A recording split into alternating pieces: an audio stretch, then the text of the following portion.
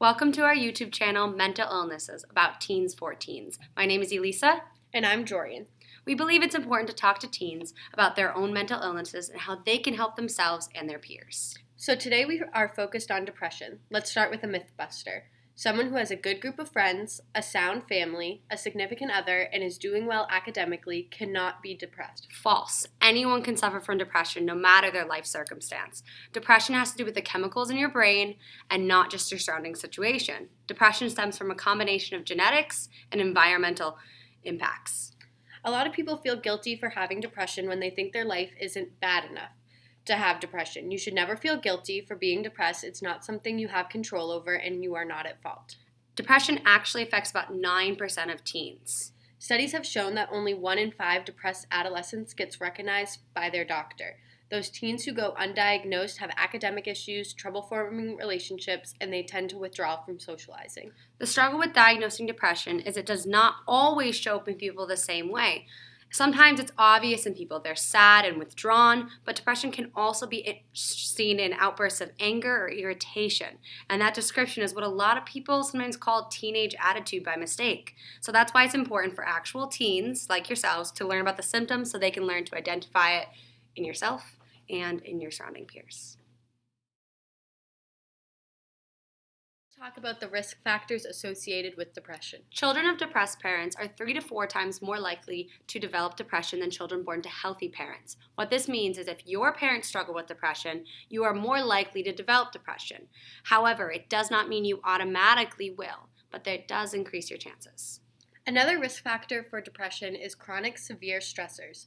Stressors include negative family relationships, peer victimization through bullying, physical or emotional abuse, health problems, and or substance abuse. But just to clarify, even if you're going through one or more of these stressors mentioned, it does not mean you have depression. And vice versa, even if you have none of these stressors, you can still develop depression. Now to move on to depression symptoms. The most common symptoms include being sad, loss of interest or pleasure in one's loved activities, decreased energy, or a general feeling of exhaustion. There are also associated symptoms. Associated symptoms are symptoms that are not always present but are typically seen in a depressed teen. They include a loss of confidence, a loss of self-esteem, excessive guilt for no reason, recurrent thoughts of harming oneself, a change in weight, difficulty concentrating, and even trouble sleeping. Now you may be thinking to yourself, oh my gosh, I have some of these symptoms. Am I depressed? While it is good that you are being self-aware, you should also be careful because there are real dangers of self-diagnosing. You could misdiagnose yourself and then not receive the right treatment. If you think you might be depressed, I urge you to see a doctor to get officially diagnosed. When diagnosed with depression, your behavior may cause you to partake in more risk-taking activities, such as substance abuse, sexual activity, aggressive or even violent behavior. But just because you partake in such activity does not mean you are depressed. You are just more likely to be. Depression also increases your risk of obesity due to the amount of sedentary activity. This can really impact your health and cause future issues. For example, these risk factors are associated with future heart disease and chronic illnesses. Also be careful about what you read online. A lot of teens use social media as an outlet for their life problems. And while this may relieve the stressors for a little, if a teen is struggling with depression, it can actually worsen their symptoms in the future. Over half of all adolescents share their depressive moods on social media.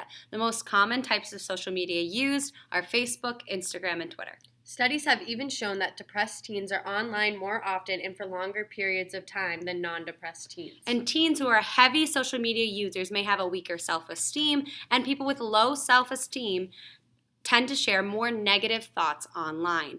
And the responses they get from other users can actually worsen their mood and increase feelings of guilt, worthlessness, and pessimism.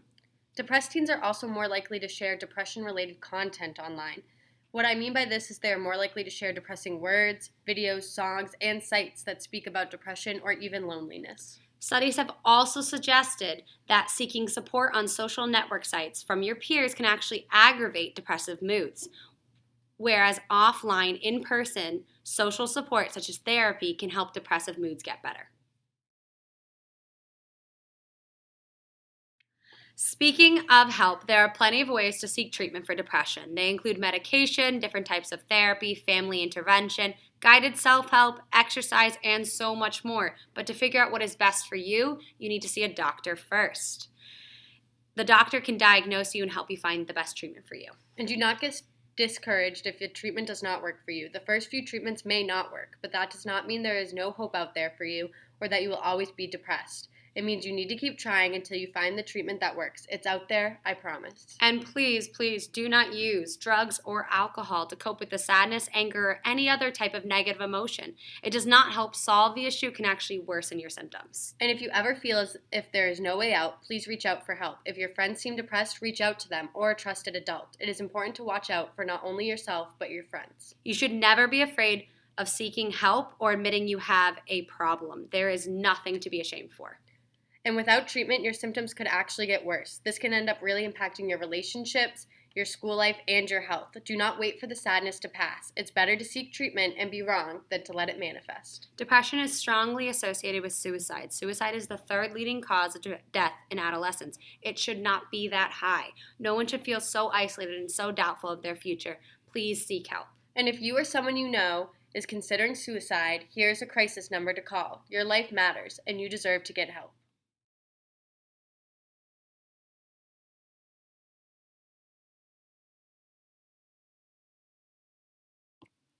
Here are some additional resources that you can use or recommend to someone else.